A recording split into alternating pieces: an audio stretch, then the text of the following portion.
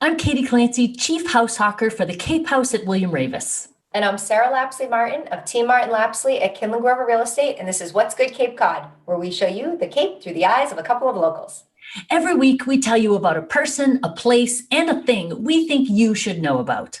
So this week, we talk all about a knitter of knockers. We'll explain more. A cool way to have a beer this winter and local sledding hotspots. Okay, Sarah, you need to tell me about the So, knitter of knockers. yes, Talk to me. so I will explain. I don't personally know this person. Her name's Diane McStay. I came across an article about her on the Cape Cod Healthcare website, and I really just felt that I wanted to give her a shout out. I thought she'd be a great person. So Diane is a Cotuit resident. She's been knitting for over 70 years. And 2 years ago, she came across information about knitted knockers. So knitted knockers are prosthetic breasts for women who have undergone mastectomies. And they're exactly what they sound like. They're knitted versions compared to silicone. And I guess silicone versions can be like hot and heavy and expensive. So people are really loving this knitted version. And this project was really near and dear to Diane's heart because 20 years ago, she had breast cancer. She had a mastectomy, and she really wished that she had known about this that many years ago. And she decided to look into this nonprofit website. And she found out that there were like 20 groups across Massachusetts, but there wasn't one on Cape Cod. So 2 years ago, she formed the first Cape Cod chapter of Knitted Knockers, which is amazing to have it here locally. Yeah. Has a few other volunteers that help her. A few names I found were Rachel Hicks, Judy Kimber, and Carolyn Pine. They all got together and they've made hundreds here for women on the Cape. The volunteers, they actually go out and they have to buy like an extra soft yarn and they buy it themselves. It takes them 3 to 4 hours to complete. Real labor of love. They really are helping all these other women on the Cape Cod that need this. And you can find them. They don't mail them or anything because it just wouldn't make sense money-wise. So Yep. you can find them at Cape Cod Hospital and at the hospital in Falmouth as well. Now you've heard of these. Yes. Yeah. So with my involvement with Cape Wellness Collaborative, we deal with people with all kinds of cancer, but breast cancer is the most significant cancer on the Cape. Okay. And people who have had mastectomies and either don't want reconstruction surgery or are not candidates for it. And that's the thing that is sometimes really hard for women is they would like to get reconstruction, but they can't. And Right. it's a real impact to their identity as a woman, as a person, just as the body that they know. And to be able to have some semblance of that back is such a Normalcy. gift. I agree. And they make them in all sizes too. Yeah, and so that's what she said. They make them in all sizes, and I thought that was really cool. So they're like washable and they're lightweight, but you make some of them out of like a quick dry yarn, so you can Mhm. actually wear it in your bathing suit. That's awesome. Yeah, so perfect for Cape Cod in the summertime. Yeah. And it's just That's so amazing that these women are giving back and taking this time and a lot of effort to make these. Yeah. Thank you, Diane. Yes, We don't thank know you. you yet, Diane, but we hope No. we get to. Diane and Friends and Cape Cod Yes. Knitted Knockers chapter. Yes, of course. Absolutely. All right. So we're kind of at a theme going this week, don't we? But there's a knocker theme. I don't know Yeah. what's up with that. But our place is Knockabout. Talk to me about Knockabout Brewery Yes, so and Knockabout what Brewery. special stuff is going on there. Yes, so I absolutely love Knockabout. They're located in Mashpee on Wait, Lake let me Ave. just stop you for a second. I Yeah. have never heard you talk about a brewery that you didn't love. I'm just going to bring that I up. haven't found one yet that I didn't love. So, put me to the test. We'll see. There's more exciting things coming this year, so I'm sure we'll talk about them. Oh, yeah. So this one's right off of Route 130. And actually like right past the brewery is Mashpee Pond and the river. So it's an awesome location. They've been there just for about 2 years now. And they have an indoor tap room, but they also have a huge like outside patio, beer garden area. We bring Liv, we go there and, especially warm summer days, they had food trucks and live music. And it's just a really cool vibe there. But the cool thing is now that we're getting into colder weather and we need things to do in the winter, they have these igloos. So they're literally like, it looks like an igloo. It's like a dome. Yep. And there's multiple ones of them. You could have 4 to 6 people sit in them.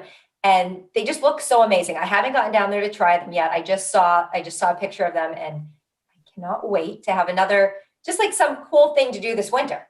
Yeah. And the igloos, like I've seen those igloos before on like rooftop restaurants in New York City. Yeah. That was very cool, which they had just done sort of as a novelty, but it's Right. actually functional here at Yeah. Knockabout. Like I if can you want to just be picture sitting outside, with like the snow coming down and being in this igloo, like, I don't know.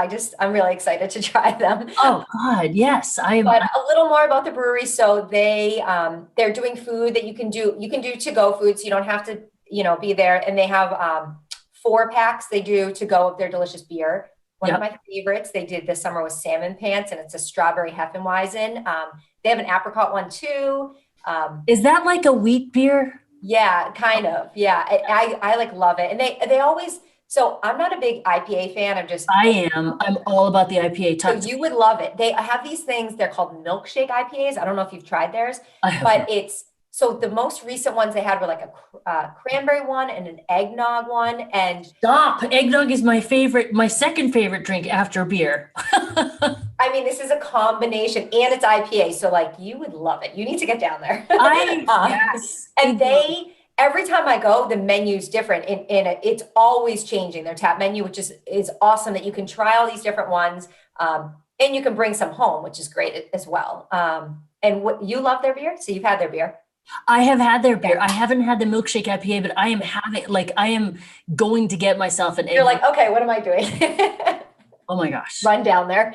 And then the other thing that I really love about them is the story that's, everyone's like, what is Knockabout? What does that mean? And so the story started over 30 years ago. One of the co-founders' fathers, actually. So his dad would come home from work and he would change out of his workabouts and he would go tell his sons to change into their knockabouts. And this was in order to go outside, have some fun. And so ever since then, knockabout really meant doing the things that you love to do after doing the things you have to do. Yep. And the guys at Knockabout, they say, whatever your passion is, whether it's, barbecues in the backyard, seeing a concert, going fishing, or just relaxing on the beach, that is what Knockabout is all about. Oh, yeah, I really love that. Isn't like it? I needed another reason to drink it. Another reason to love their beer. To love them, yeah.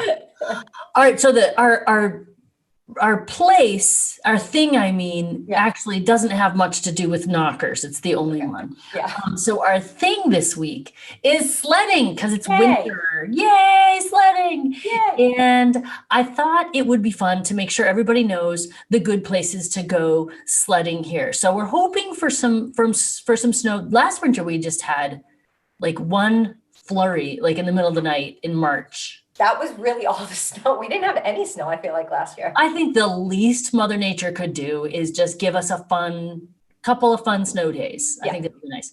Just a couple, nothing too crazy. A couple, yeah. I'm like, I'm very careful what I'm asking for here. So I did a little, survey, informal crowd sourcing to find out where people went sledding. Because I know where we take our kids sledding. And almost universally, people were naming golf courses. Yeah. And Dennis Highlands got very high marks. I know that Bayberry also has a great hill at the driving range down there. Yeah. And Bayberry, not Bass. Bass River has like a big down and then up, so you can go up and down both sides. Yeah. Cool. Which is good. But then this is what I was looking for, is people had like their different little quirky places that they went for sledding. So if you've got like little kids, like these hills at the golf courses are kind of monster. They're like hills, and people build like jumps and moguls, and like it's pretty hardcore sledding. Yeah. But if at your own risk. Yeah. If you want to kind of, tone it down a little bit. At the Ezra Baker Elementary School in West Dennis, they have a good hill in their playground where you can go down and it has a long run. So like, even if they do sort of take off, like some of these sledding spots, like take you over water and into the road. Like, no, this is not good. So this just is in the, like in the play area out there at Ezra Baker. And then, so I actually live on the power lines. And if you've ever run or walked on the power lines, Yep. they're really hilly. Yeah. And so right outside my door, literally my kids go right out the back door and they've got a great hill to go out there. So you can find the power lines, you can see them on a map, and you Yep. can just sort of pull up on the side of, any road that they're on. Like right here, this one, you could pull up on Old Bass River Road and you can walk right over to the hill. And I never would have thought about going there. Like I've walked the dog and stuff there. I just never really thought about it, but that's a if great it's a hill and it gets snow on it, you Yeah. can sled down it. So, Love it. yeah. But not. Well, everyone has to tell us if they have any great spots. Put them in the comments. Let That's us what we want to hear. Absolutely want to hear about any other good sledding spots. Come on, don't be stingy. Share it tell us. Good for everybody. Yes. Yeah. All right. So I think now you know what's good Cape Cod. Yeah. Keep following us, and before long, you'll know Cape Cod like we know Cape Cod.